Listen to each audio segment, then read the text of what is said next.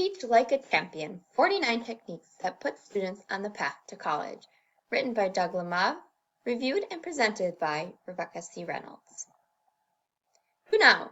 Grab a pencil and a paper.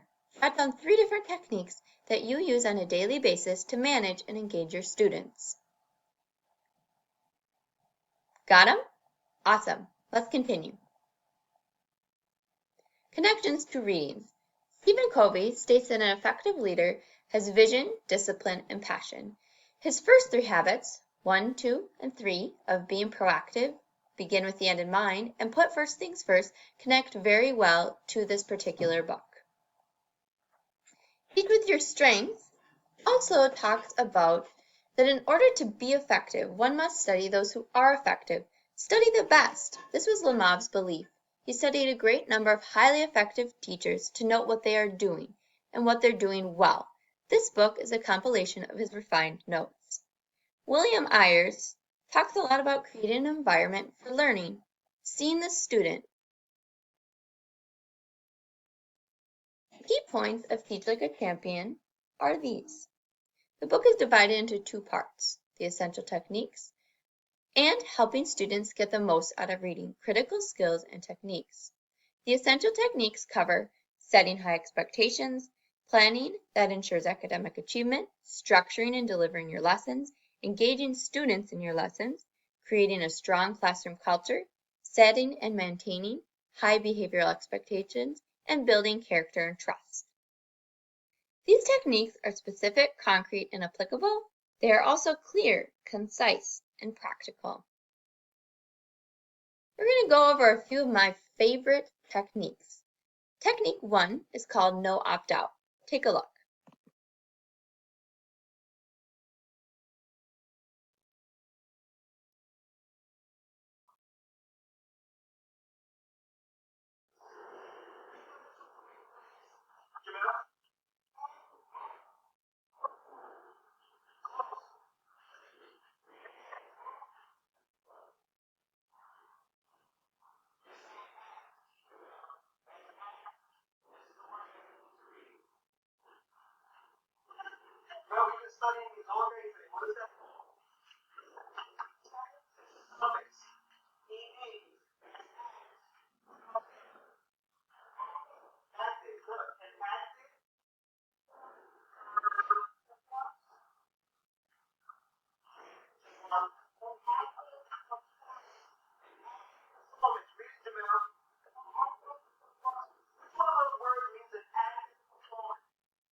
You'll notice that Mr. William returned to that first student.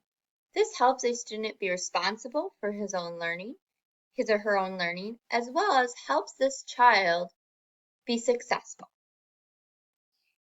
That is technique number 1, no opt-out. Technique number 3, stretch it. Simply put, a student must defend his or her thinking. Always ask why. Have them add on to what they think or have them add on to the thinking of another student. How can you go deeper? How do you know that?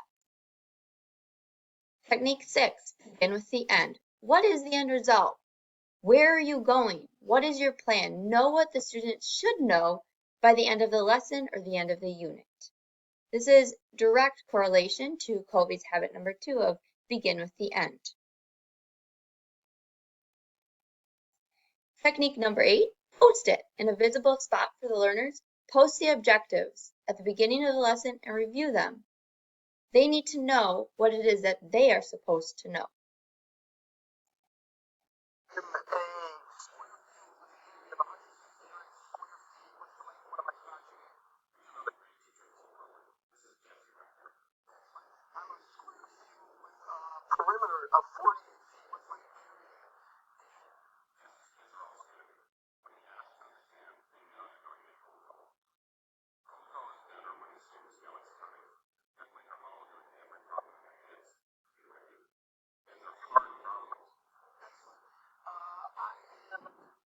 That is cold call.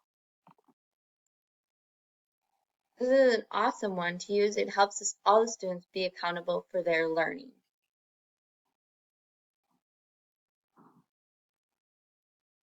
Technique 28, entry routine. How do your students enter your class?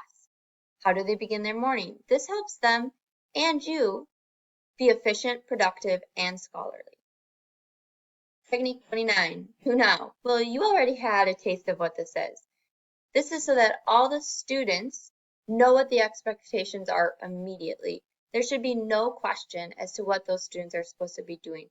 It also helps with smooth transitions.